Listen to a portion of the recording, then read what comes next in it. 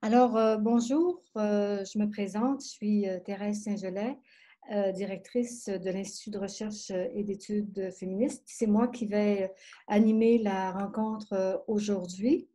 Cette rencontre est la deuxième d'une série de 6 conférences inter-instituts où chacun, justement, des 6 instituts offre une conférence ou une table ronde en collaboration avec au moins un autre des instituts. Cette table ronde aujourd'hui est organisée par l'Institut de recherche et d'études féministes en collaboration avec l'Institut de santé et société. Le thème retenu pour cette conférence est le suivant: travail et santé au travail des femmes en contexte de pandémie. Je vais d'abord vous présenter chacune des participantes et ensuite je donnerai la parole.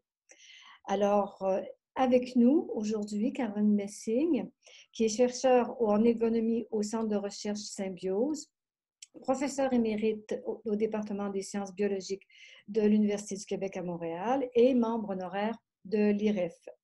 Ses recherches concernent l'apport de l'analyse de genre à la compréhension de données en santé au travail et l'analyse du travail des femmes dans le secteur des services.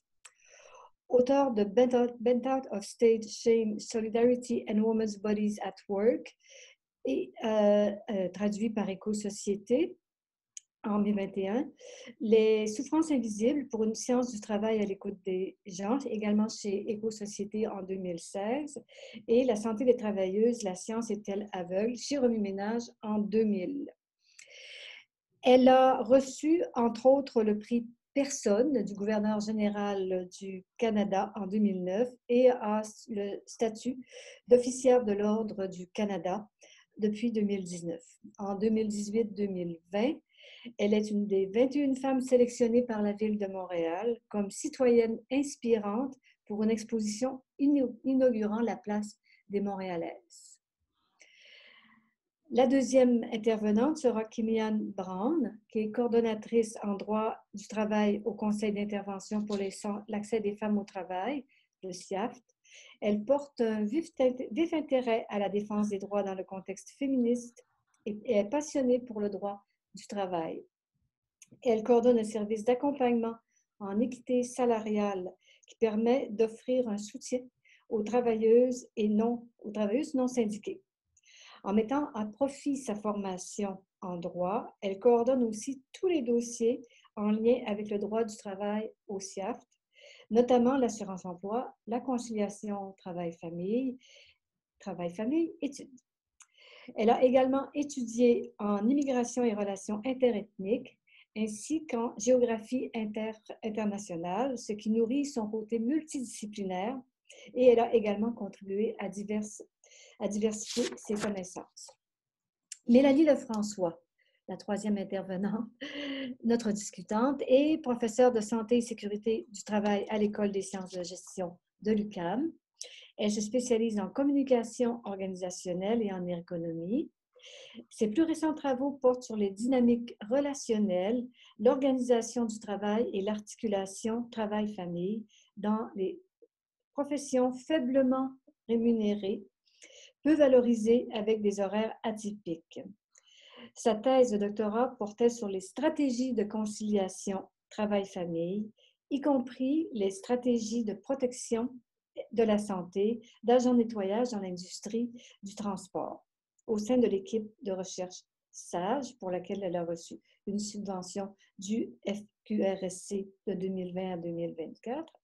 Une équipe interdisciplinaire donc qui étudie la santé au travail à travers le prisme des inégalités sociales et de genre. Elle co-dirige avec Joanne Saint-Charles un axe de recherche sur les dimensions relationnelles des pratiques en milieu de travail.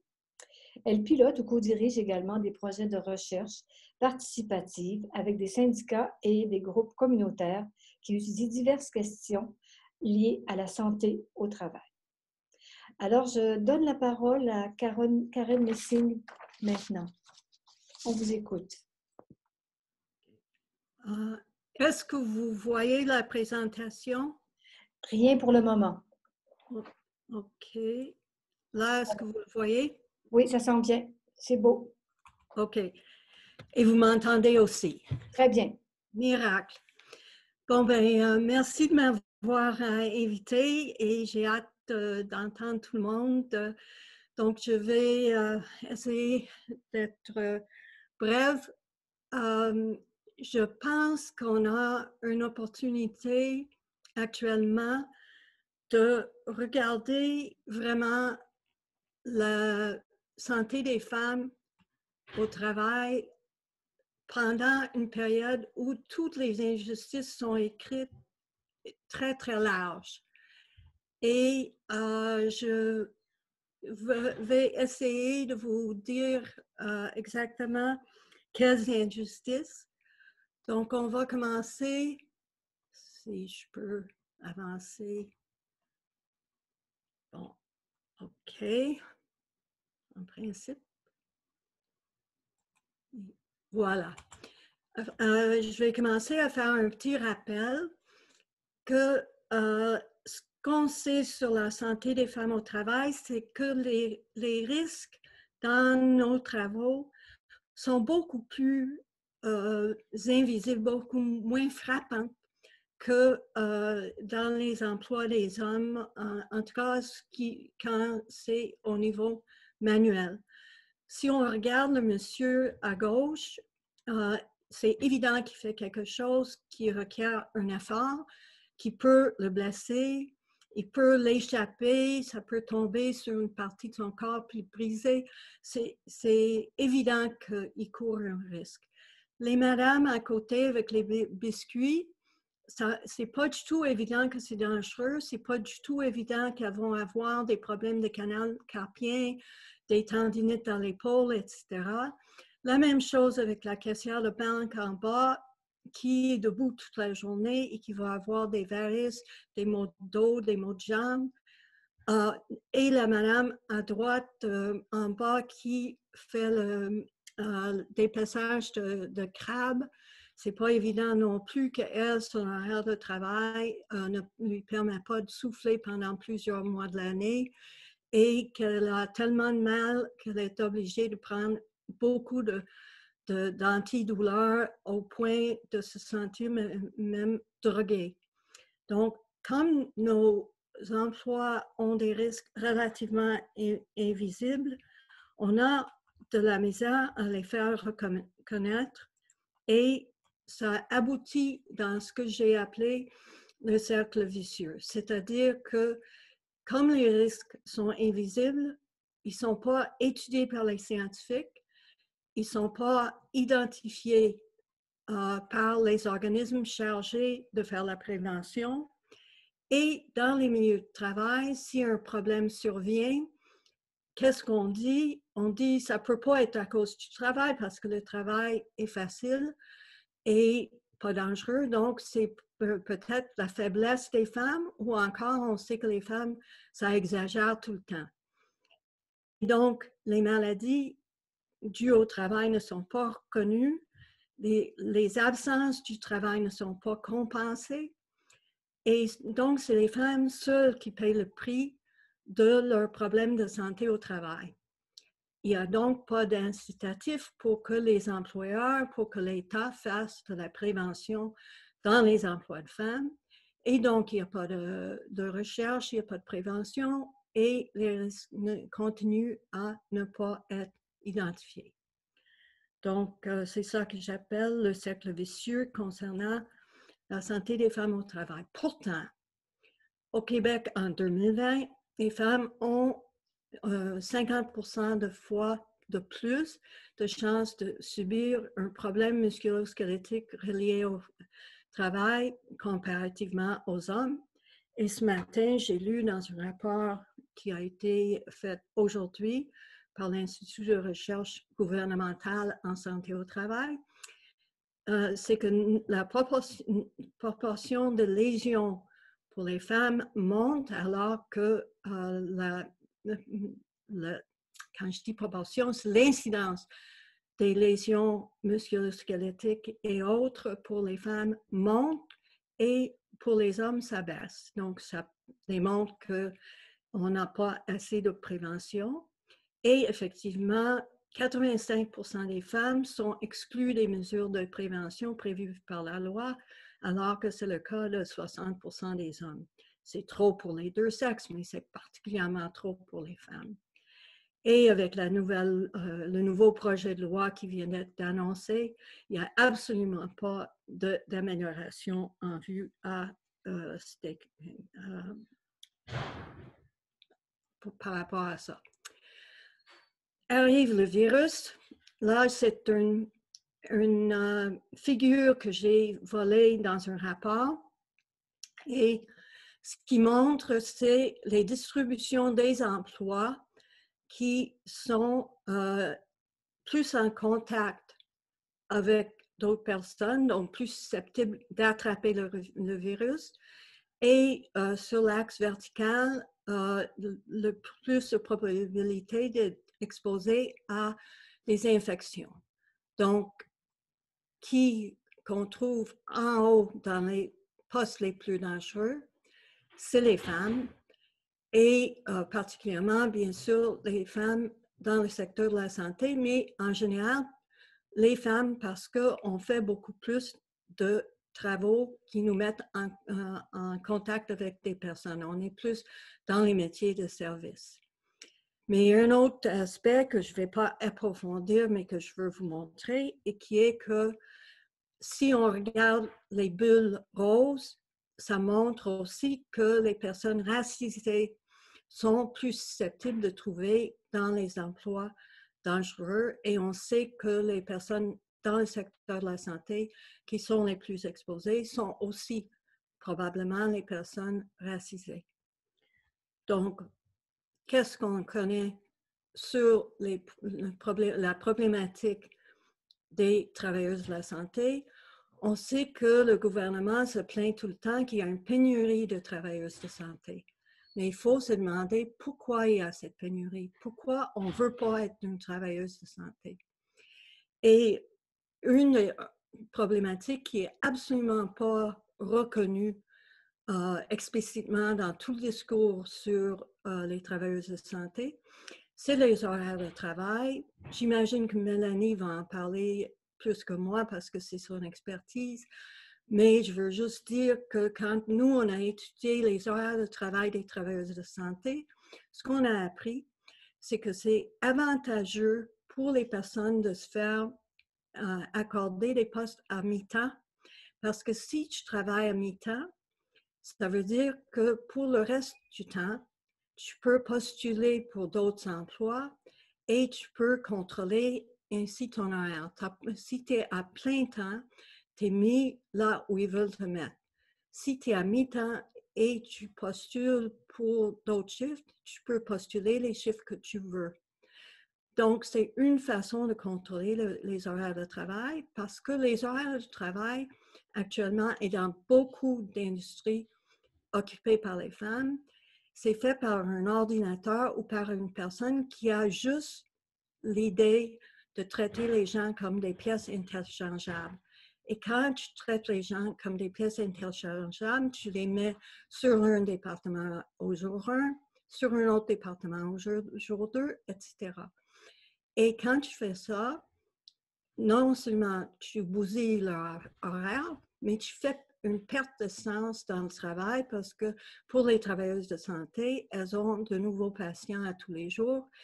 Et ils ne peuvent pas les connaître, ils ne peuvent pas les aimer. Et bien sûr, ils ne peuvent pas exercer un genre de contrôle sur leur travail. Donc, c'est extrêmement dangereux. Ça a abouti tous ces mouvements du personnel, le fait que les gens aussi arrêtent de travailler pour un employeur régulier, ils travaillent pour des agences, encore là, dans le but de conserver une emprise sur les horaires de travail. Ça aboutit dans des infections du personnel et il faut encore là se demander pourquoi. Et la dernière affaire, c'est qu'il y a les masques, les moyens de protection individuels se font sans égard à la spécificité des visages des femmes, des visages des personnes racisées. Donc, il fit moins et je m'excuse, je me suis fait interrompre. C'est dans mon sac à dos. Il fit moins et donc les gens ne peuvent pas se protéger. Je m'excuse. Et ça, c'est une femme qui, une des infirmières qui a fait la grève il y a un couple de semaines, juste pour montrer que c'était trop de travailler avec 125 patients. Donc, une autre raison pourquoi il y a une pénurie du personnel. Et je vais sauter ça et on va aller à un autre métier qui est aussi un métier de femme et qui est très exposé, c'est le métier d'entretien sanitaire. Et ça, c'est un métier qui est considéré comme le bas de l'échelle, comme les gens m'ont dit, on est la poubelle de l'hôpital. Et quand on dit ça, on exprime un genre de désespoir parce que les équipements de cette profession, les aménagements pour ce personnel, que ce soit dans les hôpitaux ou que ce soit ailleurs, c'est des gens qui sont vraiment au bas de l'échelle et qui sont traités avec mépris. Et ça les met en danger parce que personne ne les informe. Il y en a qui m'ont, par exemple, dit, on met un signe à la porte de quelqu'un qui dit qu'il est contagieux. Mais moi, j'étais dans cette pièce-là hier. Je veux savoir ce qu'il a. Tu sais, je veux savoir s'il était dangereux hier. Et là, on me répond, mais on ne peut pas vous dire parce que les dossiers des patients, c'est confidentiel. C'est pas confidentiel pour les infirmières et les médecins, mais c'est confidentiel pour les personnes de l'entretien. Donc, ils sont traités avec une certaine désinvolture qui les met en danger. Et on se rappelle que François Legault, quand il parlait de cette profession-là, quand il parlait des anges gardiens, il ne les incluait pas. Et quand les médecins étaient appelés à aller aider, c'était correct pour eux de faire la job d'un préposé aux bénéficiaires, mais Legault a dit, mais on ne va quand même pas leur demander de faire le travail d'entretien parce que c'est tellement méprisé. Et c'est des gens aussi qui ont un haut taux d'infection. Là, et c'est une population racisée, et je pense avoir dit tout le reste. Là. Une autre profession dont je vais parler de 4 professions. Je vais parler brièvement de l'éducation des enseignantes, parce que là aussi, c'est des gens qui sont très exposés. Et ce qu'on sait sur les enseignantes, encore là, il y a une pénurie. Encore là, il faut se demander pourquoi. On sait déjà que les personnes, dans les 5 premières années de l'enseignement, il y en a 20% qui lâchent le métier. Et on peut se demander pourquoi, quand ça prend beaucoup de temps pour se faire qualifier et beaucoup d'examens pour se faire qualifier pour être enseignante. Et moi, ce que je peux vous dire, c'est que quand on les a étudiés, une chose qui a été faite, c'est qu'Irène Demchuk est allée examiner le discours des gens sur les enseignantes dans les journaux. Et on a vu encore là que c'est une profession qui est traitée avec mépris.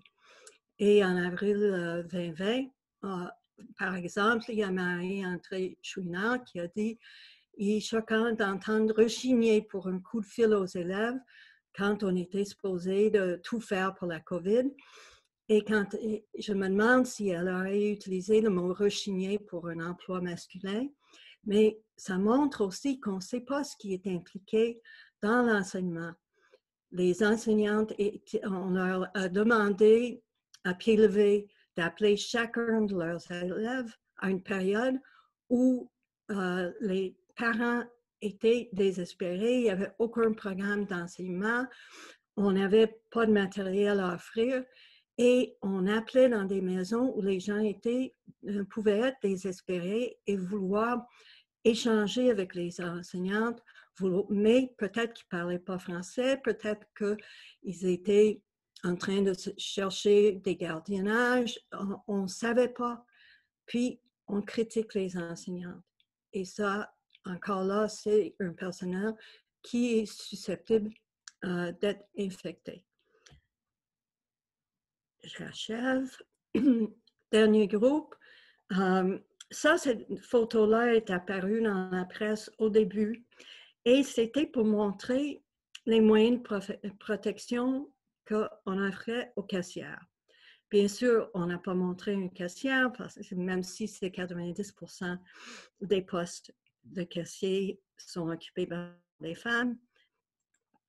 Mais j'ai ri quand j'ai vu ça parce que je ne vois pas vraiment qu'est-ce que ça peut être comme protection quand le plexiglas était à ce niveau-là.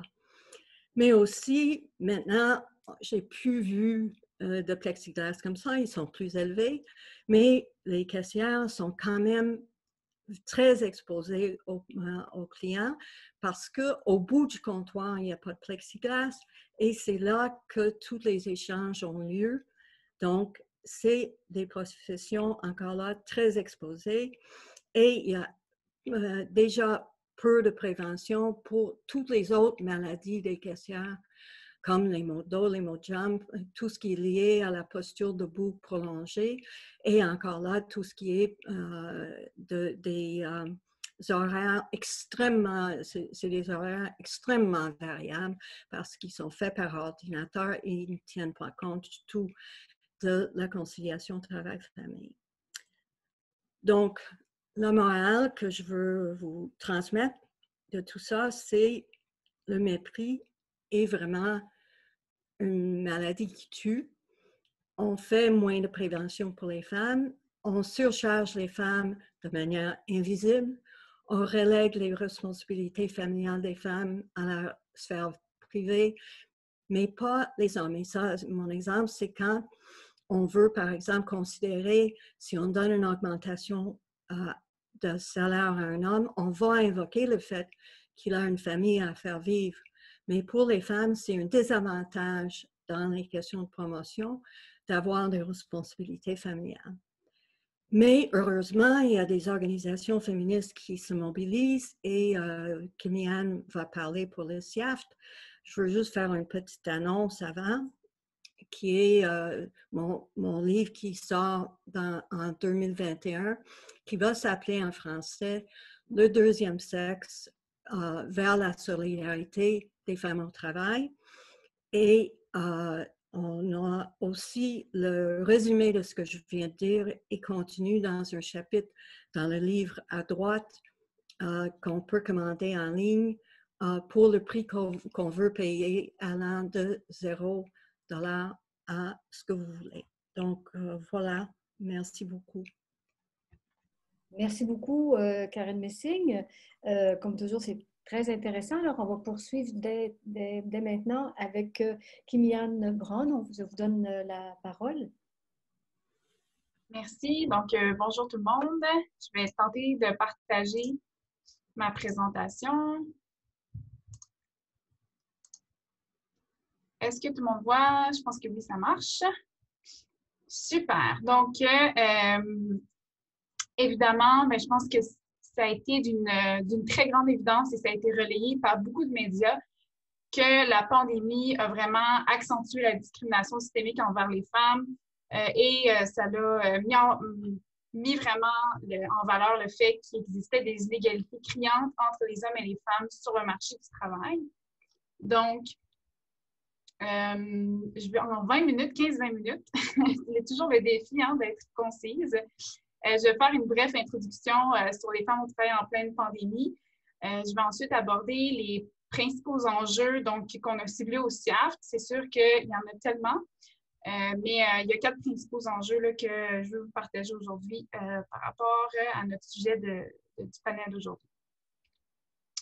Donc, premièrement, c'est sûr que le fait le plus important, c'est qu'il faut savoir que pendant la pandémie, le constat est que les femmes ont perdu beaucoup plus leur emploi que les hommes. Il y a une statistique là, que vous voyez à l'écran qu'il y a 32 500 femmes qui sont sorties de la population active depuis le mois de février, alors que la population active masculine a quant à elle augmenté. Donc, c'est sans équivoque là, que la pandémie a eu des impacts importants, notamment que ça a sorti des femmes du marché de l'emploi. Et on sait que le maintien des femmes en emploi, c'est un enjeu majeur. C'est des gains qu'on a fait au Québec et que là, ces gains-là s'effritent peu à peu depuis le mois de mars. Évidemment, Karen en a parlé de manière très éloquente que les femmes ont été surreprésentées dans des secteurs essentiels et elles ont été plus exposées au virus. C'est un constat qu'on a eu là, dès, je pense, le mois de mai. Les gens ont fait ce constat-là. Puis, Le Devoir aussi a fait un excellent article avec des petits diagrammes que ça a permis de vulgariser cette information-là. Puis, c'est plus devenu le constat des organisations féministes, c'est un constat de société réellement que les femmes avaient plus de risques de contracter la COVID-19 en raison de leur emploi. Ensuite, aussi noter que les femmes qui sont chefs d'entreprise ont vu leur revenu diminuer de 20% ou plus. Donc, il y a aussi des impacts majeurs au niveau de l'entrepreneuriat féminin, donc il faut le souligner. Donc, ça, c'est les premiers constats qui guident la présentation. Ensuite, je vais parler du télétravail parce que hier, le CERF a diffusé un avis sur les inégalités créées par le télétravail. C'est le ministre Boulet qui, en fait, comme vous savez, a fait une annonce au mois de septembre, fin août, si je ne me trompe pas, concernant son intention de mettre en place des normes législatives pour encadrer le télétravail. On a compris un peu que ça prendrait la forme d'une loi cadre. Et demander au CIAF de produire un avis en ce sens. C'est sûr que nous, on a profité de ça, donc on a diffusé notre avis hier. Et quelques faits par rapport à cet avis-là que vous pouvez trouver sur le site du CIAF, c'est que la plupart des métiers majoritairement féminins ne peuvent pas s'exercer en télétravail, évidemment, puisque c'est des secteurs dits essentiels. Donc, l'accès n'est pas du tout égal. Ensuite, il y a une question qu'on a peu abordée aussi par rapport au télétravail dans les médias, c'est la question de la fracture numérique. C'est un constat à l'échelle mondiale que les femmes ont beaucoup moins accès à l'Internet que les hommes et que l'accès à Internet, c'est beaucoup une chose de blanc, de privilégiés, d'hommes et dans un contexte urbain. Faut savoir que au Québec, c'est drôle parce qu'on en parlait avant qu'on ouvre la salle à toutes et à tous. Mais au Québec, en région, il y a vraiment des difficultés d'accès à une connexion Internet fiable et haute vitesse. Il faut savoir que pour faire des visioconférences, on a besoin d'une bonne connexion stable. Et l'accès à la technologie est inégal entre les femmes et les hommes en ce sens, ce qui risque de générer de grandes inégalités là, entre les femmes et les hommes par rapport au télétravail. Oups! Aussi, il faut savoir par rapport au cadre légal. Donc, on s'est penché sur la notion de matériel, équipement, parce que, comme vous savez, en ce moment, en télétravail, la plupart des personnes doivent débourser eux-mêmes les frais pour faire l'acquisition de matériel et les écarts salariaux entre les femmes et les hommes, il y a un constat là, assez unanime que les femmes gagnent moins de l'heure en moins que les hommes. Donc, le fait d'acquérir du matériel risque de mettre des contraintes financières supplémentaires sur les femmes. Donc, il y avait cet élément-là qu'on a étudié. Puis également, le droit à la déconnexion, ce fameux droit dont on parle depuis le mois de mars 2020, là, vraiment, parce qu'en ce moment, les frontières entre le cadre temporel du travail et du temps de repos sont complètement brouillées. Il n'y a plus vraiment de moment où la travailleuse a droit au repos. Et ce droit à la déconnexion-là était nécessaire avant la pandémie et là, s'avère tout à fait important pour les enjeux de conciliation de famille et travail-études dont je vais parler aussi tout à l'heure. Donc, le fait de pouvoir avoir un contrôle sur son temps de travail, c'est super important. Avant, on avait quand même ce contrôle-là dans le sens qu'on quittait le bureau puis on savait à quelle heure on revenait, on pouvait déconnecter complètement. Maintenant, pour les travailleuses qui sont assignées en télétravail, c'est quasiment impossible d'avoir droit à cette déconnexion-là physique. Donc, ça, c'est un enjeu qu'on a soulevé. Aussi, Karen en a parlé tout à l'heure, donc j'en profite par rapport au fait que les femmes sont beaucoup plus à risque de développer des lésions de type troubles musculo-squelettiques. Eh bien, par rapport à l'ergonomie du poste de travail, quand la travailleuse est en télétravail, il n'y a personne qui vérifie ça. Je veux dire, les gens s'organisent un peu avec les moyens du bord, donc on craint vraiment une recrudescence des accidents de travail liés à la mauvaise adaptation des bureaux chez les femmes.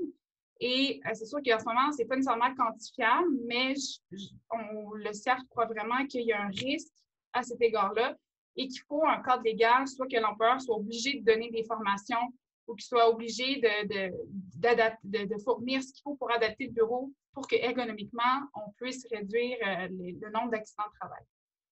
Ensuite, le dernier élément, et non le moindre, je pense qu'on en a parlé un peu dans les médias, mais par rapport à la violence conjugale, donc il faut imaginer que les travailleuses qui sont en victime de violence conjugale, qui sont en télétravail, deviennent extrêmement vulnérables aux conjoints violents et exercent leur prestation de travail dans un contexte qui est très traumatisant.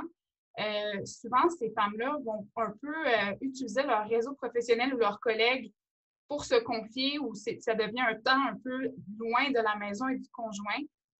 Donc, le télétravail, dans ce contexte, peut risquer d'alimenter ce cycle de la violence conjugale.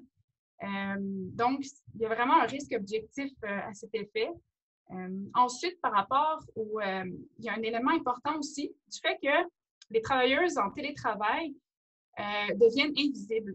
Elles peuvent pas, ça sera plus difficile pour elles d'avancer professionnellement. La même chose pour les femmes racisées, les femmes en situation de handicap, puisqu'elles deviennent un peu invisibles à la société. Elles ne se retrouvent pas dans les bureaux, elles ne se retrouvent pas. Donc, c'est plus difficile pour elles de faire valoir leurs compétences, leurs droits à un meilleur salaire dans les conditions de télétravail. Donc, ça, c'est un phénomène qui peut être très intéressant à observer. Et par rapport à la violence conjugale, il y a une étude de Statistique Canada qui révélait qu'il y a une femme sur 10 qui craignait qu'il y ait de la violence familiale dans son foyer en contexte de confinement. Donc, non seulement il y avait les victimes de violences conjugales pré-pandémie qui vivent là, les impacts décuplés durant la pandémie, mais il y a des personnes qui vivent la violence conjugale en raison du confinement et qui là, doivent donner la prestation de travail dans ce contexte-là. Donc, il y a un haut risque de vulnérabilité là. Donc, voilà, je vous invite à consulter l'avis du CIAFT à cet effet sur notre site web. Ensuite, par rapport à la conciliation famille, travail, études, donc le CIAFT fait partie de la coalition pour la conciliation famille, travail, études. Et au mois d'avril, on a travaillé sur un questionnaire qui a rejoint environ 600 personnes au Québec. Et on voulait mesurer l'impact de la pandémie sur la conciliation famille, travail, études. Et évidemment, c'est sans surprise que 83% des répondantes étaient des femmes, puisqu'on sait que la charge du ménage revient souvent sur le dos de la femme. Donc, elles ont été plus tentées de répondre au sondage puisque ça les concernait directement. Et on constatait dans ce sondage-là qu'il y avait 26% des personnes qui ont eu droit à aucun allègement ou aménagement de leur temps de travail ou d'études.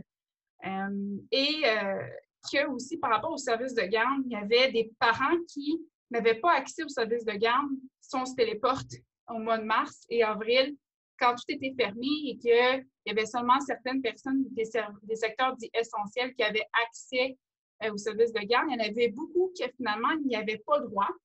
Et il y avait beaucoup que ceux qui avaient droit ne l'utilisaient pas.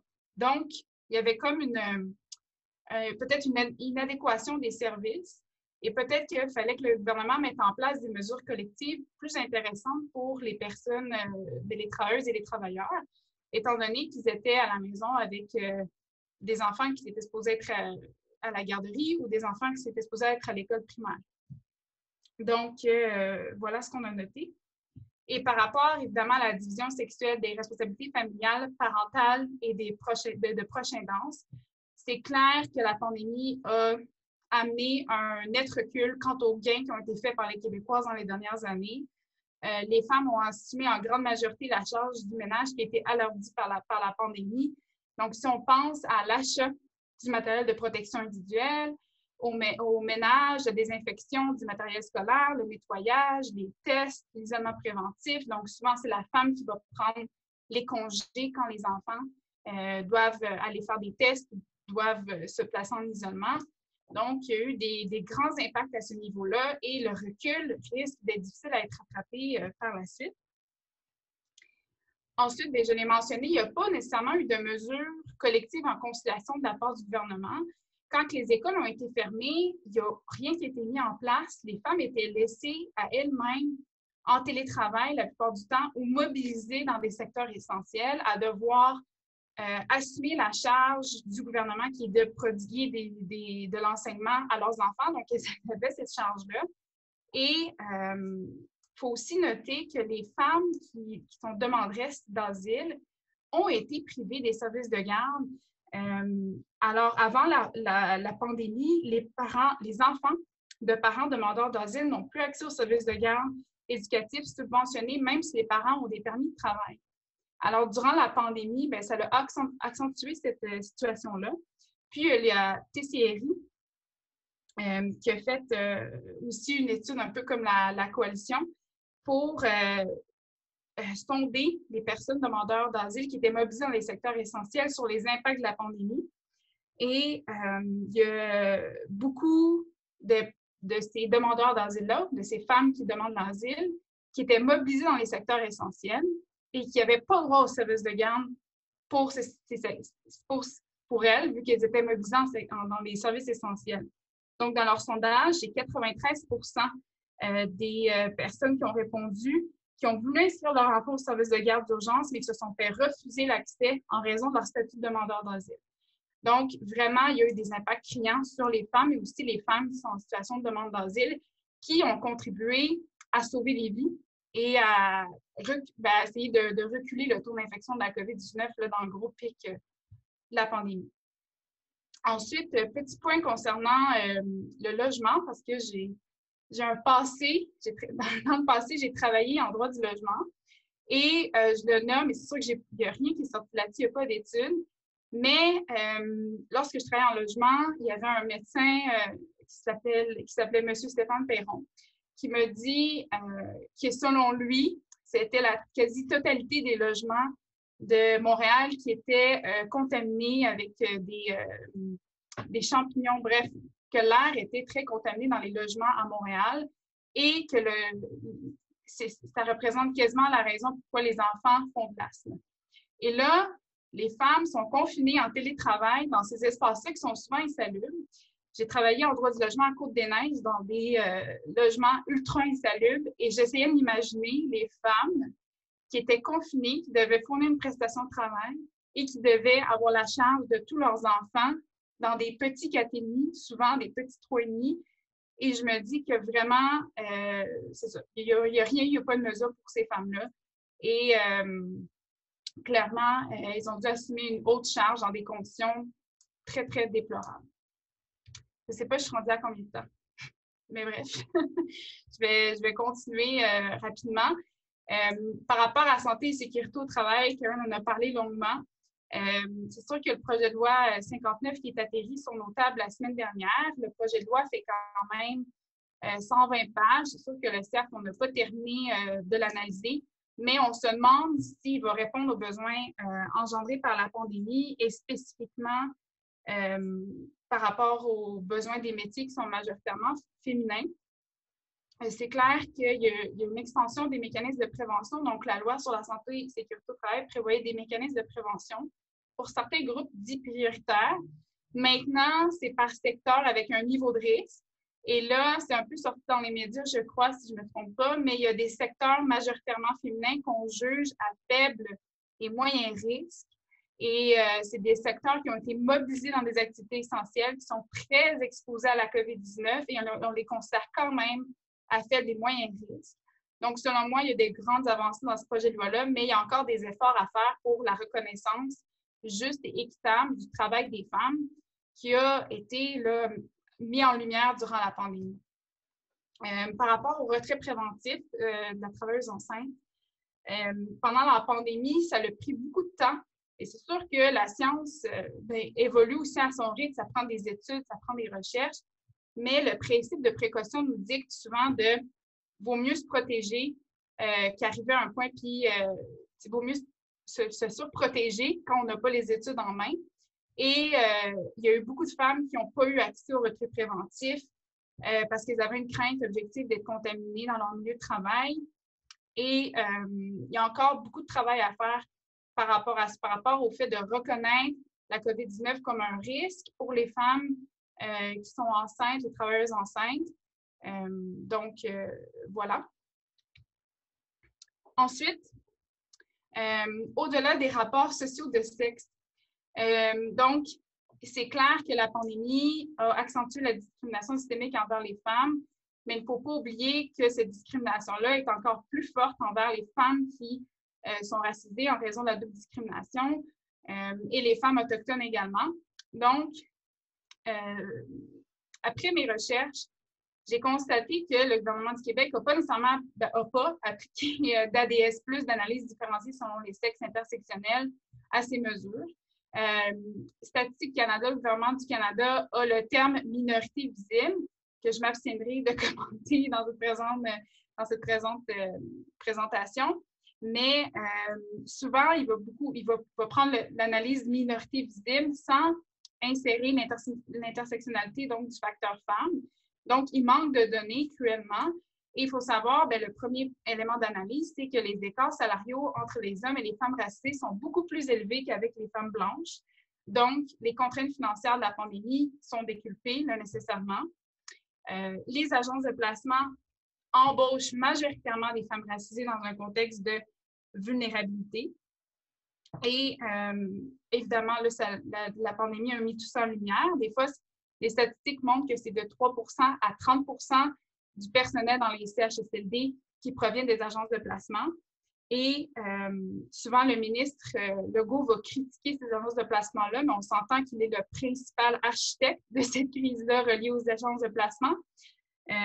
Et il faut savoir que le personnel des agences de placement, sans le savoir, là, je ne mets pas la faute sur ces femmes-là, c'est qu'il est souvent très peu formé, donc il fait le plus avec ce qu'il a et va mettre en danger toutes les travailleuses aussi de l'établissement.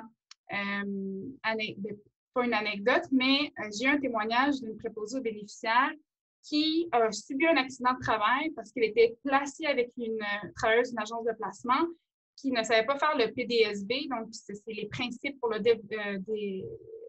déplacement sécuritaire des bénéficiaires. Et puisqu'elle n'avait pas eu la formation sur la manœuvre, la préposée aux bénéficiaires, elle a mal fait le déplacement et elle a subi un accident de travail. Donc, il y a des risques très objectifs là, aux agences de placement. Et c'est 1/3 des travailleurs en agence de placement qui sont nés à l'extérieur du Canada. Donc, ce sont majoritairement des femmes racisées, surtout dans les secteurs de la santé. Également, la formation rapide des préposés aux bénéficiaires. Donc, ça a été annoncé en grande pompe là, comme le pansement ultime à la crise dans les CHSLD. Mais finalement, cette formation-là, les conditions de travail apparemment sont déplorables. Il faut être disponible 24 heures sur 24, 7 jours sur 7, en tout temps, fin de semaine. Et les primes, en fait, le 26 $ de l'heure qui a été annoncé finalement, c'est des primes. Donc, il faut être disponible tout le temps. Si on n'est pas disponible, on perd la prime, donc on ne gagne pas le 26 $ de l'heure. Et on sait que ce sont majoritairement des femmes racisées et ou issues de l'immigration qui suivent la formation actuellement. Ensuite, par rapport aux femmes autochtones, au travail, il y a très peu de données, mais on sait qu'elles sont surreprésentées dans les taux d'infection et parce que souvent, vivent de l'isolement. Donc, il n'y a pas de données par rapport aux femmes autochtones au travail. Mais par rapport aux femmes racisées, on sait qu'elles ont des conditions de vie généralement plus défavorables et des emplois qui les mettent en contact avec le virus, comme Karen l'a si bien exprimé. Et finalement, je termine sur le fait, il y a un article qui est sorti, je pense qu'il y a 1 semaine ou 2 dans le Global News par rapport aux travailleurs et travailleuses de Parc Extension qui hésitaient à se faire tester parce qu'ils craignaient les impacts économiques. Donc, on sait que les personnes racisées subissent des barrières d'accès aux soins de santé qui sont très grandes. Il y a une très grande méfiance des services de santé parce qu'ils craignent la délation, premièrement, quand ils sont sans papier. Et ils ont peu de confiance. Alors là, ce à quoi se rajoute la COVID-19 et le fait que s'ils obtiennent un test positif ou s'ils ont des symptômes, ils craignent de s'isoler parce qu'ils ont peur de perdre leur travail, ils ont peur de subir des conséquences économiques graves. Et il y a aussi une méconnaissance de toutes les mesures qui ont été annoncées par Trudeau par rapport aux prestations, par rapport à la PCU et aussi aux mesures post-PCU. Donc, non seulement, bon, les femmes racisées sont mobilisées au front, mais quand elles ont des symptômes, ben, elles vont pas aller se faire tester en raison des barrières d'accès. Donc, elles sont plus à risque de développer des complications. Bref, le portrait est très complexe, mais vraiment, il y a une nécessité du gouvernement du Québec d'appliquer une ADS+ sur les études, les recherches qui sont faites par rapport aux impacts des femmes, aux impacts de la pandémie sur le travail des femmes. Donc, voilà, petite conclusion, mais je l'ai faite un peu verbalement. Donc, je pense que ça conclut ma présentation. Merci beaucoup, Kylian Brown. Alors, on va maintenant passer à Mélanie Lefrançois et ensuite, il y aura une période de questions. Alors, je te donne la parole, Mélanie. Oui, merci, vous m'entendez bien? C'est juste hocher la tête, oui, super. Mais bonjour tout le monde, je me sens vraiment privilégiée de pouvoir intervenir après Karen et Kylian. C'est un exercice que j'aborde vraiment avec beaucoup d'humilité et c'est totalement hors de mon style, mais je n'ai même pas de support visuel pour vraiment assumer ce rôle de discutante pleinement. Je tiens à remercier l'IREF et l'ISS pour cette organisation et je ne sais pas si c'était prémédité en termes de choix de date. Le 3 novembre, une journée qui est quand même en émotion. Puis je suis contente que la fébrilité qui me gagne à vous parler en ce moment me fasse un peu oublier là, tout ce qui se passe ailleurs, au sud de nos frontières. Et je trouve surtout symbolique qu'on soit en train de parler de questions qui touchent directement la santé des femmes aujourd'hui. Donc, merci si c'était pensé, merci si c'est accidentel et je suis fière de partager ces moments-là avec vous. Karen et Kylian m'avaient gentiment partagé leur présentation il y a quelques jours, donc j'ai pu prendre quelques notes. Vous me pardonnerez si je les regarde un peu pendant que j'échange parce que c'était tellement riche. Je veux bien rendre justice aux présentations. Il demeure que malgré des présentations qui étaient visuellement colorées, là, on s'entend pour dire que le portrait partagé par les deux panélistes est plutôt sombre. Ce que j'ai essayé de faire comme discutante, en fait, comme réflexion pour conclure le panel, c'était d'aller chercher un peu des brèches d'espoir à travers ces éléments-là. La question qui était derrière aussi, c'est qu'est-ce qu'on fait pour l'analyse, qu'est-ce qu'on peut faire pour la suite. Donc, c'est un peu ce que je vous lancerai ou ce qu'on pourra lancer après dans la discussion. Je suis certaine que vous avez des belles questions à poser aux conférencières, donc je ne vous garderai pas trop longtemps. Mais je pense que le thème transversal qui fait le pont entre les présentations de Karen et Kylian, c'est cette idée de visibilité, invisibilité-là des risques de santé au travail des femmes, comme si c'était un courant là, intermittent, on-off, où on rend des choses visibles qui redeviennent invisibles, qui redeviennent visibles. Et là, la pandémie met les choses bien devant, bien au-devant. Puis, une des premières questions, en fait, un des premiers constats, c'est qu'on a affaire à plusieurs ennemis invisibles. Hein, la COVID, qui est un virus dans l'air, qui en est un, mais je me demande même si le virus, c'est le pire de nos ennemis, vu le caractère très difficile à transformer de tous les autres enjeux liés au sexe-genre, mais aussi au rapport de classe, de pouvoir, d'origine culturelle et ethnique qui en fait, rendre visibles des problèmes qui étaient déjà bien connus avant la crise dans les CHSLD, comme elles l'ont nommé, dans l'enseignement, puis dans des emplois dont on n'entend pas beaucoup parler, comme le commerce de détail en alimentation notamment, mais aussi dans le travail de nettoyage. Donc, j'étais contente de les retrouver dans vos présentations. Et je pense qu'il y a une question qu'on peut poser, c'est qu'est-ce qu'on veut rendre visible, hein? Parce que ça vient affecter notre capacité à pouvoir le faire. Et une des choses qui m'a particulièrement touchée dans la crise, c'est l'éphémère visibilité de l'importance de certains emplois qui sont normalement très peu valorisés. Les conférencières l'ont mentionné. Donc, on a vu dans la première vague un genre de soulèvement de solidarité là, pour les anges, dont malheureusement ne faisait pas partie le travail de nettoyage. Mais il demeure qu'il y a eu dans les médias quelques articles qui parlaient du travail de nettoyage pour les risques propres que ça posait pour la santé au travail des nettoyeurs. Ce qui est un discours différent, on s'entend, parce que souvent, ce qu'on entend parler, c'est plus du risque de ne pas nettoyer pour le public, les enjeux liés à l'enseignement, peut-être à la qualité qui est difficile à maintenir à distance pour les enfants, les enjeux de soins pour les patients des CHSLD.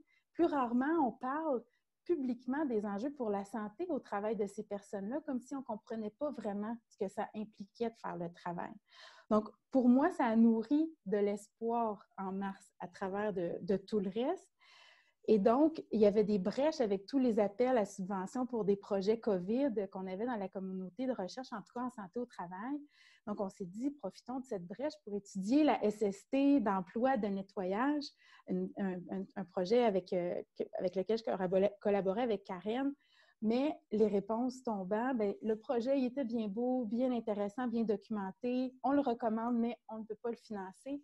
Donnons priorité à d'autres projets. Et avec ces refus-là et d'autres portes cognées où on n'a pas trouvé de niche pour ce projet sur la SST dans le nettoyage, se faisait aussi un silence médiatique tranquillement pas vite sur les anges avec la courbe qui baissait. Et là, bien, la courbe qui remonte, on dirait que présentement, ce qui est le souci, c'est davantage que les réticences par rapport à l'enseignement que mentionnait Karen, le manque de personnel ou de comment ça se fait qu'on n'est pas prêt pour cette deuxième vague et Alouette. Donc, il n'y a pas juste les arcs-en-ciel qui ont disparu de nos fenêtres. Hein. L'attention pour les emplois de l'ombre s'est aussi estompée. Et ça a été, moi, ma deuxième déception cet automne. Et je pense qu'on a une grande réflexion à mener. C'est le défi que ça pose pour la recherche de s'intéresser aux conditions de travail et à la santé dans ces types d'emplois-là qui semblent se subordonner aux autres, hein, comme si ça s'accompagnait d'une sorte de fatalité. On n'a pas le choix qu'il y ait des emplois qui soient au front parce qu'il faut que l'économie continue, il faut que les services continuent. Les écoles doivent rester ouvertes pour que d'autres puissent continuer de travailler. Donc, ce genre de hiérarchisation dans les emplois-là, je trouve, tant qu'à moi, si on met des gens au front, on ne peut pas faire l'économie de les protéger, ces travailleurs-là. Et donc, derrière toute cette notion-là de visibilité éphémère ou invisibilité là, qui revient, il y a tous ces enjeux de sexe, genre, mais aussi de classe et de pouvoir qui se présentent parce que les travailleurs qui sont au front, souvent, sont les moins payés. Puis comment on se mobilise quand se mobiliser peut faire en sorte qu'on risque de perdre un travail dont on a terriblement besoin. Et j'ai eu la chance d'assister à une conférence début septembre sur des travaux très récents qui liaient la conciliation travail-famille à la COVID notamment. Et il y a une étude, c'est Anna Grassman-Pines de l'Université Duke, qui avait amorcé un travail de recherche auprès de travailleurs faiblement rémunérés aux États-Unis et qui a eu la chance de faire une étude de cohorte avec ce même groupe-là pendant la pandémie. Et ce qu'elle a pu noter, c'est que les travailleurs horaires, là, dans les relations d'emploi les plus précaires, étaient les plus massivement touchés par les impacts de la COVID-19. Et plus particulièrement, ce qu'elle a été capable de documenter, c'est que les personnes qui cumulaient à la fois des contraintes du conflit travail-famille, de l'insécurité alimentaire, des troubles de sommeil, avaient aussi le plus d'enjeux de santé mentale, un autre mal qui est invisible et pas reconnu. Et avec Karen, ce que nos travaux ont montré, c'est que pour les travailleurs dont les conditions de travail sont physiquement difficiles, la conciliation travail-famille, c'est plus juste une question de temps, de dire à quelle heure je commence, à quelle heure je finis. C'est est-ce que je vais avoir l'énergie à la fin de mon quart de travail de pouvoir m'occuper de mes enfants, de pouvoir réaliser mes tâches ménagères. Donc, l'arbitrage pendant toute la journée, dans le corps de travail, il y a de ça, de ces stratégies-là pour se protéger, mais dans le choix des horaires ou en tout cas dans l'agencement des horaires, puis peut-être d'échange avec des collègues, il y a cette notion-là que je ne prends pas congé pour le plaisir, je prends congé parce que mon corps ne durera pas si je ne le fais pas.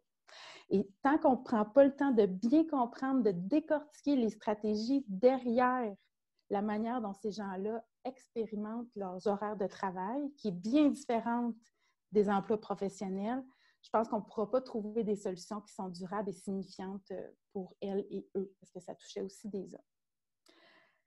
L'autre question, c'est qu'est-ce qu'on peut changer dans ce qui est visible et invisible? Hein? Parce que vous avez toutes les deux parlé de rôles traditionnellement féminins. Au travail, Karen, tu l'as bien montré, la division sexuelle de certains métiers. Kimiane t'a souligné les problématiques de conciliation travail-famille, notamment nommées par le passage au télétravail. Hein? Puis, télétravail pour un homme et une femme, il faut qu'on se le dise, ça n'a pas toujours les mêmes significations, notamment aux enjeux de charge mentale. Et les études de Statistique Canada les plus récentes sur le partage des tâches domestiques sont intéressantes. dans le sens qu'elle montre comment les femmes cumulent du travail rémunéré et du travail non rémunéré en même temps, ce qui creuse l'écart dans le partage des tâches domestiques. Et comment, à l'interface du travail et de la famille, mais il y a l'impact sur les conditions d'emploi, conditions de travail. Et c'est un système là, qui était déjà bien en place. Là, la COVID ne viendra pas nécessairement l'ébranler. Et là, vous avez toutes les deux parlé de changement à la loi 59, encore brèche d'espoir, mais on semble, faut bien la lire, hein, puis on n'a pas fini de la décortiquer parce qu'on se dit qu'ils sont cachés les enjeux pour les femmes, en tout cas pour les gains, notamment le retrait préventif de la travailleuse enceinte. Mais Kimiane, tu l'évoquais, effectivement, moi j'ai vu l'enseignement fait partie des emplois catégorisés comme à risque faible. Et donc, cette réorganisation-là pour l'obligation d'implanter des mécanismes de prévention vient de passer à côté. On avait une chance, mais là, pour ce groupe-là, en tout cas pour le moment, elle n'est pas sanctionnée encore, mais on verra. Et le rapport de l'IRSST que Karen référait tantôt, qui est sorti ce matin, en tout cas dans mon réseau à moi, je l'ai vu ce matin, mentionnait que l'enseignement, après les professions dans le secteur de la santé, arrive au 3e rang où il y a une augmentation des lésions professionnelles indemnisées. Donc, c'est préoccupant, très préoccupant. Par rapport au télétravail, je vous partage une autre trouvaille que j'ai trouvée excessivement intéressante sur ce rapport-là au télétravail, mais aussi travail rémunéré, travail non rémunéré. Eh bien, la COVID aurait amené un 3e type de travail, le travail COVID. C'est une chercheuse d'université à Londres, Catherine Twamley, qui elle aussi avait amorcé une réflexion sur le partage des tâches domestiques dans les familles, sur le télétravail, et qu'elle a pu continuer pendant la COVID. Et essentiellement, le COVID work, comme elle l'appelle, ça comprend 4 tâches. Donc, et c'est principalement les femmes qui l'assument. Donc, toute l'évaluation des risques de COVID, en comprendre, faire nos recherches, mais faire des vraies recherches, là. Consulter des pairs et trouver les ressources pour se protéger du virus, mais trouver des ressources pour la vie quotidienne, parce que c'est devenu très compliqué s'approvisionner. Et là, on ne parlera pas du papier de toilette, mais s'approvisionner en nourriture, faire la file, ça vient changer tout le rapport au temps, la COVID. Et cette 3e forme de travail-là, amenée par la pandémie, est principalement assumée par les femmes. Petite brèche dans son étude, c'est que parmi son échantillon, cette sensibilité-là pour l'inégalité des tâches domestiques, en tout cas du partage entre les hommes et les femmes, serait plus grand chez les participants, mais ça n'a quand même pas changé le partage concret, effectif dans les couples. Donc, on espère que peut-être à long terme, il y aura des retombées à cet égard-là. La dernière des questions que j'aborde, c'est qu'est-ce qu'on peut rendre visible, hein? Donc, qu'est-ce qu'on est capable de rendre visible aussi? Donc, avec des notions d'invisibilité, d'inégalité, de fragilité, hein, il faut essayer de nourrir l'espoir de voir les choses changer. Donc, d'un côté, il y a une question de capacité en recherche parce qu'on a des beaux défis qui nous attendent, mais il ne faut pas oublier que la communauté de recherche qui s'intéresse à ces questions-là est à prédominance féminine. En tout cas, vous me corrigerez si je me trompe, mais dans mes réseaux, c'est ce que je constate. Et que cette communauté-là, bien, elle est elle-même touchée par les défis de conciliation travail-famille, de télétravail, de surcharge, d'accès au financement qui est compromis à cause des défis qu'on a pour pouvoir publier et soumettre dans 8 jours soumettre un concours de subvention pour un projet spécial. Donc, pour changer les paradigmes, nos capacités sont un peu compromises en recherche d'ailleurs. Et l'autre défi, qu'est-ce qu'on peut changer, c'est d'avoir accès à ces communautés de travailleurs et de travailleuses-là qui sont dans l'ombre. Et donc, comment on fait pour valoriser un travail qui, parfois, on a du mal nous-mêmes à comprendre et de travailler avec elles et eux sur une réalité qui va faire sens pour elles à travers leurs yeux et pas à travers nos filtres qu'on a qui sont déjà établis. Et ça, je pense qu'il faut sortir des sentiers battus en termes de méthodes de recherche, d'aller faire des observations sur le terrain, de faire des entretiens en profondeur. Ça fait tous des types de recherches qui prennent plus de temps et qui, en contexte de COVID, sont compromises aussi parce que, bon, évidemment, conditions sanitaires, notre employeur nous impose des contraintes, bien évidemment que je comprends tout à fait, mais donc, ça retarde encore l'accès à ces groupes-là. Donc, comme petit mot de la fin, là, ce que je pense que je vais remarteler toute ma vie, en fait, c'est que la COVID n'est venue qu'amplifier des problèmes qui existaient déjà, mais c'est peut-être une des bonnes choses si on les attaque de front pour qu'ils demeurent visibles finalement quand la pandémie sera derrière nous, on l'espère. je pense que les approches qui impliquent les communautés là, qui sont touchées par les questions de santé peuvent donner espoir de trouver des manières de transformer de façon plus durable les milieux de travail.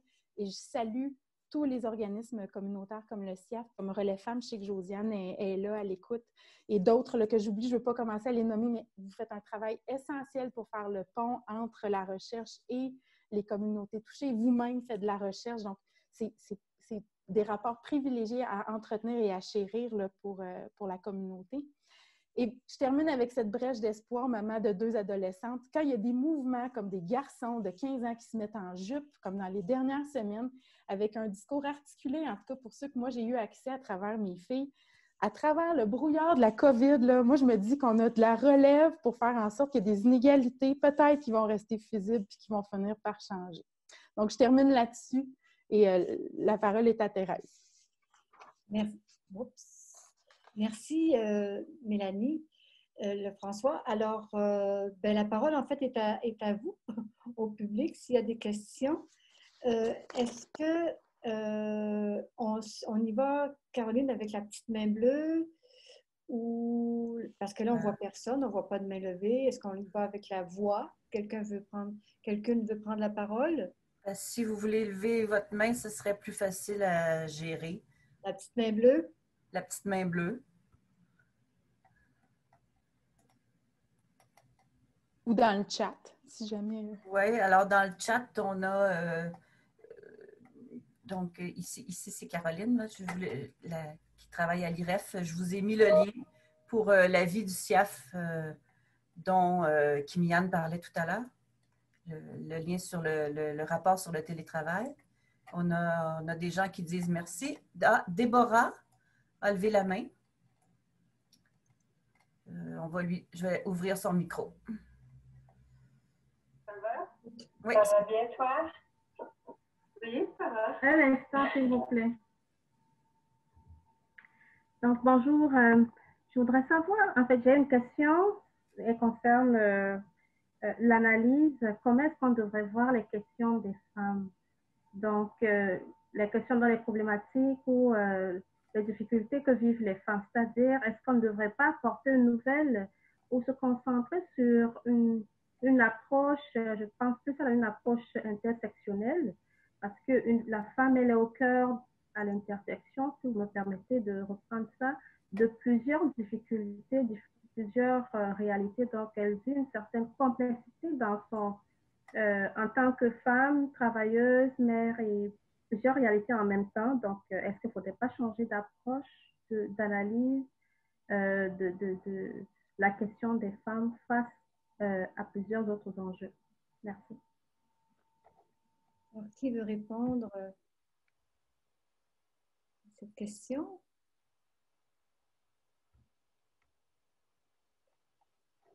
Moi, je ne suis pas habilitée à répondre. Je peux répondre. Oui, Kylian. C'est sûr que l'application de l'ADS+, qui est l'analyse différenciée selon les sexes intersectionnels, qui est le langage bureaucratique pour intersectionnalité, qui est le terme plus militant. Mais cette analyse-là est tout à fait essentielle pour comprendre les impacts de la pandémie sur les femmes. Et dépendamment des paliers, il n'y a pas la même application. Là. Si on regarde au niveau de la Ville de Montréal, ils ont une section de leur site web avec des études, des recherches spécifiques sur la population racisée et les femmes racisées. Donc, il y a une meilleure application de ça. Quand on regarde au niveau du gouvernement du Québec, c'est quasi absent. Au fédéral, il se penche vraiment sur les minorités visibles. Et il y a moins de données par rapport à l'impact de la pandémie sur les femmes dans une perspective d'intersectionnalité. Il est clair, là, je pense que Mélanie nommait qu'il faut rendre visible, on ferme la switch, on ouvre la switch. Ça a été un peu ça durant la pandémie, mais quand on ouvre cette switch-là de visibilité des femmes, il faut toujours avoir en perspective l'intersectionnalité, sachant que si on prend les femmes dans le secteur de la santé, les femmes racisées ne vivent pas du tout les mêmes obstacles que les femmes blanches. Il faut comme avoir une prise d'analyse qui nous permettra d'identifier les obstacles et d'avoir les mesures appropriées aussi pour y répondre. Donc, voilà. J'ai envie de poser une question, moi, si me permet. Kylian, est-ce que tu as relevé pas comme chiffre, mais comme situation, que les femmes avaient été plus nombreuses à perdre leurs emplois que les hommes, mais par ailleurs, elles sont surreprésentées dans les emplois essentiels et c'est les emplois essentiels qu'on conserve. Alors, comment ça peut advenir, ça, qu'elles soient surreprésentées puis en même temps qu'elles perdent leur emploi? J'ai du mal à saisir. Bien, effectivement, il y a des données qui sont un peu, je dirais, curieuses. Même par rapport au télétravail, on notait que les femmes ont plus accès au télétravail que les hommes. Quand on regardait, quand elles sont chefs de leur ménage, elles ont plus accès au télétravail que les hommes. Alors, pourtant, elles sont surreprésentées dans les secteurs essentiels où le télétravail n'est pas possible. Donc, il y a certaines disparités de données qu'effectivement, il y a 32 500 femmes qui sont sorties de la population active, mais elles sont surreprésentées dans les secteurs qui ont été à 100% mobilisés, qui n'ont pas subi de perte d'emploi. Alors, il faudrait à ce moment-là regarder quel type d'emploi elles occupaient à ce moment-là. Je n'ai pas les données devant moi. Certainement, peut-être qu'elles vont sortir prochainement où elles existent. Mais effectivement, c'est un phénomène assez intéressant. Ça veut dire que les effets ont été plus grands. Si elles étaient autant mobilisées, la perte d'emploi est plus grande, alors cette perte d'emploi-là est beaucoup plus significative. Et il y a des secteurs, effectivement, qui ont été touchés beaucoup par la pandémie, l'hôtellerie, le tourisme, la restauration. Ces secteurs-là ont été charcutés par la pandémie, sont complètement mis à terre, c'est-à-dire ils ont pu ouvrir à quelques moments avec des conditions de travail assez médiocres, là, on s'entend. Mets le masque, mets pas le masque, enlève les lunettes, non, le masque, tu sais. Alors, effectivement, c'est peut-être la raison qui explique cette disparité-là. OK, je comprends. Alors, je veux juste dire, dans le chat en ce moment, il y a quelqu'un qui a aussi commenté en disant que les femmes dans la restauration sont nombreuses et non essentielles. Vous me corrigerez aussi, mais je pense que le secteur communautaire est assez mis à mal par toutes les différentes coupures. C'est pas ça date pas de la pandémie, mais que ça s'amplifie. Il y a aussi le phénomène, peut-être que les femmes sont dans une mouvance, je crois, de précarisation. Donc, l'idée où, selon les données de l'Institut de la statistique du Québec, c'est l'accès à des emplois de qualité qui diminue pour les femmes et le travail à temps partiel pour les femmes est plus présent également. Qu'on le pose parfois par choix, qu'on choisit d'être à temps partiel pour plus de facilité pour concilier travail-famille, mais dans les faits, parfois, c'est que ce sont les seuls emplois qui sont disponibles. Donc, pas toujours dire que c'est la stratégie de conciliation, le travail à temps partiel. Là, Non, c'est ça. Puis effectivement, je fais des parallèles avec la loi sur l'assurance-emploi qui est discriminatoire, qui est un dossier du CIAFT. Il y a beaucoup de femmes, en fait, il y a des femmes qui, qui retournaient au travail au mois de février et mars, après un congé de maternité. Et là, ces femmes-là ont été mises à pied en raison de la pandémie et n'ont pas eu accès à leur chômage parce qu'elles sont discriminées par la loi sur l'assurance-emploi en raison de la règle des 50 semaines. Et là, elles ont pris la PCU. Et il y en a aussi qui ont fait le choix de quitter, un choix que je mets des guillemets sur la notion de choix, qui ont été forcés de quitter le marché du travail et ont dû faire un choix déchirant pour accomplir la scolarité des enfants à la maison, puis tout ce qui est le COVID work, là, comme Mélanie mentionnait. Oui. Un cadre qui est intéressant à prendre, puis qu'en santé au travail, souvent notre cible, c'est vraiment le milieu de travail, là, mais un cadre, en fait, un outil qui peut être intéressant à questionner, c'est par rapport au choix des travailleurs, c'est j'ai juste le terme en anglais, là, mais c'est les Adaptive Couple Strategies qui permettent de voir que la décision de conciliation travail-famille ne dépend pas que de la personne qui répond à notre outil, mais que c'est un choix qui a été fait avec une unité familiale et que parfois, il y a des arbitrages selon le revenu de l'un et de l'autre ou de la priorité en valeur donnée à l'un qui peut aller chercher une dimension que la personne travaille à temps partiel, puis c'est parce que le conjoint a un emploi beaucoup plus demandant ou des horaires atypiques, moins flexibles, etc. Donc, aussi d'élargir un peu cette notion-là, parce qu'on est à l'interface du travail et de la famille, donc les deux sphères se chevauchent nécessairement. On a une question de Julie Pinel de la CSQ. Oui, bien, Au fond, les femmes qui ont quitté le marché du travail, c'est aussi en raison du manque de place dans les services éducatifs à la petite enfance. C'est la raison qu'on évoque. Puis le taux d'emploi actuel des femmes, on a fait un recul d'environ 10-15 ans là, dans le taux d'emploi des femmes. C'est quand même assez inquiétant à l'heure actuelle.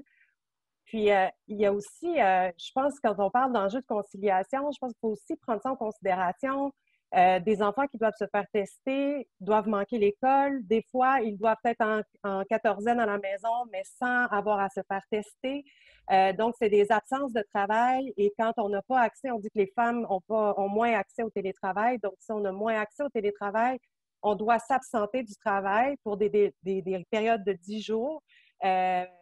Donc, quand on accumule tout ça, à un moment donné, je me demande, moi, à quel point l'emploi de ces femmes-là n'est pas à risque par rapport à toutes ces absences-là qu'elles devront gérer, parce que quand on est dans une classe, je veux dire, les enfants peuvent être exposés plusieurs fois dans une année à un risque possible de contagion, puis à être mis en quatorzaine à plusieurs moments. Donc, moi, c'est quelque chose, je trouve, qui est inquiétant parce qu'on sait que les femmes vont manquer beaucoup plus souvent. Puis avec ce qu'on a comme congé de maladie ou congé familial, on n'en a clairement pas suffisamment pour répondre aux besoins actuels dans la pandémie. Donc, je me demande, je me questionne à savoir est-ce que la situation va vraiment s'améliorer parce combien de temps on en aura de cette façon-là, puis à gérer le tout de cette façon-là, puis quel impact ça va avoir aussi sur les femmes par la suite. Je pense que c'est un élément aussi à prendre en considération. Merci pour le commentaire. D'autres questions? Oui, Jeanne Barbeau. Bonjour, donc je veux juste vous remercier pour votre présentation, c'était très très intéressant. Moi j'ai une question par rapport à la méthode d'étude en fait, parce que en automne dernier j'avais étudié bizarrement et tristement le cas des préposés aux bénéficiaires dans le milieu de travail. Je m'intéressais à ça d'un point de vue communicationnel et du genre. Puis, je me demandais comment on peut effectuer des recherches auprès par exemple, de préposés aux bénéficiaires sans qu'elles aient l'impression qu'on les observe comme des objets de curiosité. Tu sais, parce que je veux pas, comme par exemple, dans le futur, arriver dans un milieu de travail puis, en tant qu'universitaire puis avoir l'air comme d'arriver super... je sais pas si vous comprenez ce que je veux dire, d'être comme un peu... ben c'est ça, universitaire, tu sais, dans mon approche, je sais pas comment on peut faire pour que ça soit plus humain. Je sais pas si Karine, est-ce que tu veux répondre? Oui, est-ce que vous m'entendez? Oui, très bien. Nous, on a fait beaucoup de recherches avec les préposés aux bénéficiaires et on a fait des centaines d'heures d'observation de leur travail. Et l'important, c'est bien sûr d'avoir la collaboration avant d'arriver. Nous, on est arrivés par le syndicat et on a discuté avec les syndicats de préposés. À l'époque, c'était la CSN. Et on a discuté aussi des questions de recherche. Je ne vous cacherai pas que quand c'est des questions de rapports sociaux de sexe, c'est extrêmement délicat, c'est extrêmement difficile. J'ai pas toujours bien fait ça. Des fois, je me sentais en posture même de trahison envers les femmes parce qu'il y avait tellement de résistance à discuter des questions de genre. Donc, c'est pas facile, mais je pense qu'avec une des choses qu'on fait en ergonomie, c'est qu'on valide constamment nos conclusions avec les personnes qu'on observe. Donc, ça veut dire qu'on ne dit pas juste notre idée qui a, de toute façon, dans mon expérience, j'ai toujours tort. Quand je pense qu'ils ont fait telle affaire pour telle raison, je dirais 90% des fois, je me trompe. Donc, il faut valider. Et ensuite, de valider nos observations avec d'autres groupes de préposés aux bénéficiaires qui n'ont pas participé à la recherche. Donc, et c'est toujours super enrichissant. Si vous voulez m'écrire à mon courriel de l'UQAM, je peux vous envoyer des travaux qu'on a faits qui pourraient être... Ah, bien super, merci beaucoup. Est-ce que je peux ajouter un petit complément d'expérience, Karen? En fait, c'était pas avec des préposés aux bénéficiaires, Jeanne, mais c'était avec des agents de nettoyage. Et comme Karen, on avait négocié notre entrée dans le milieu avec le syndicat. Mais comme il y avait tellement de roulement de personnel à cause des horaires, c'était difficile de pouvoir arriver de présenter notre approche à l'ensemble des travailleurs pour qu'ils comprennent. Fait qu'on allait traîner dans la place. Moi aussi, il y avait des observations qui étaient en jeu. Et c'est le partenaire syndical qui a suggéré, si toi aussi tu nettoies, les gens vont t'accepter puis ils vont comprendre que tu n'évalues pas la qualité de leur travail. Et donc, mon approche, qui devait être d'une observation directe, s'est transformée en observation participante. Et j'ai suivi la formation parce qu'il y avait aussi des enjeux de sécurité dans le transport, là, mais moi, j'avais une portion de nettoyage qui ne mettait pas à risque les enjeux. Puis j'avais une petite formation. Après ça, je suis embarquée avec les équipes sur les quarts de travail. C'est sûr qu'observer en faisant le travail, on ne peut pas observer aussi longtemps parce qu'on est physiquement soi-même brûlé, l'expérience de vie. Puis, comme moi aussi, j'ai un parcours en communication, je m'intéressais aux aspects relationnels. Fait qu'il y avait des aspects que moi, j'observais, mais j'ai créé aussi des entretiens semi-dirigés après pour créer un espace plus privé de discuter sur leur perception, des choses que moi, je n'avais pas vues. Je validais comme Karen aussi, puis je mélangeais communication et ergonomie, mais d'avoir aussi des espaces, pas au vu et au su des collègues, mais en un à un, pour pouvoir échanger sur les rapports, des aspects plus des dynamiques de genre. C'était un combo. J'ai partagé cette expérience-là. OK, super. C'est ça, parce que pour ce qui est de la question du dirty work, j'ai l'impression que c'est toujours délicat. Tu sais, du dirty work, j'avais un peu travaillé là-dessus, mais pas très en profondeur. Mais justement, c'est quelque chose que je voulais aller voir un peu plus loin. Ouais. Donc, déjà, moi, l'expression dirty work, c'est une expression que j'aime pas. Non, mais c'est ça, justement. Je dans la littérature. J'essaie de comprendre pourquoi c'était quelque chose qui existait dans le langage académique. Puis justement, moi aussi, ça m'avait dérangé, fait que c'est dans cette optique-là. On s'entend, Jeanne, là-dessus. OK, mais super. Si tu veux échanger, ça me fera plaisir. Peut-être une dernière intervention de Josiane de Relais Femmes. Oui, bonjour, merci. C'était juste en fait pour faire du pouce. Merci, mesdames, pour vos présentations fort riches et éclairantes. Juste pour faire du pouce un peu sur la question de Jeanne Barbeau. À Relais, c'est une question évidemment qu'on se pose aussi beaucoup. Comment faire de la recherche sans être en train d'observer, sans reproduire finalement les rapports de pouvoir. Puis on se questionne beaucoup sur cet enjeu-là pour essayer de, en fait, il y a différents éléments, différentes pistes, là, mais une des recherches sur lesquelles je travaille, qui est sur l'itinérance, donc les femmes en situation d'itinérance, qui est complètement autre chose, mais où on met de l'avant, en fait, la notion de co-chercheuse. Donc, les femmes ne sont pas seulement analysées, elles sont partie prenante de différentes étapes du processus de recherche.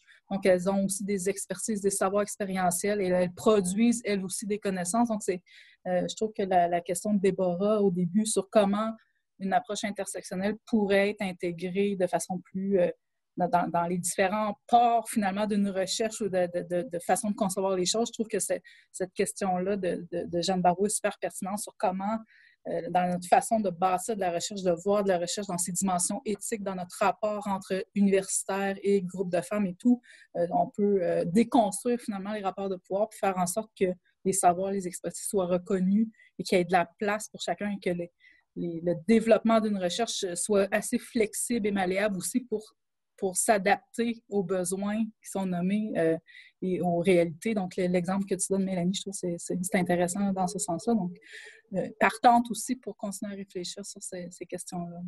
Ouais. Bon, alors, je pense qu'on va terminer ici. On a un petit peu dépassé. Thérèse, si je peux me permettre, je vais juste vous dire qu'il y a Serge Beaulieu dans le chat qui a parlé du projet de loi 59 qui est maintenant sous étude et qui maintient la discrimination systémique envers les femmes. Elles ont moins d'outils de prévention, on manque la chance de corriger cette situation et demandait si les présentations allaient être disponibles. Eh bien, aujourd'hui, c'est enregistré. Ça va être sur la chaîne YouTube de l'ISS et ça sera aussi sur le site de l'IREF disponible pour un nouveau visionnement en prenant des notes. À toi, Thérèse. Merci. Alors, merci Karen Messing, Kimian Brown et Mélanie Lefrançois. C'était vraiment très, très intéressant. Je vous donne une dernière information. La prochaine rencontre qui est initiée par l'Institut du patrimoine en collaboration avec l'Institut Santé et Société et l'Institut des sciences de l'environnement portera sur l'exode de la ville et le patrimoine urbain et environnemental. On n'a pas encore la date ni le titre exact de la rencontre, mais vous saurez bientôt quand ça se passera, on vous en informera. Restez attentives et attentifs. Et puis, merci beaucoup. Vous étiez nombreuses et c'était chouette. Merci. Merci à tout le monde. Au revoir.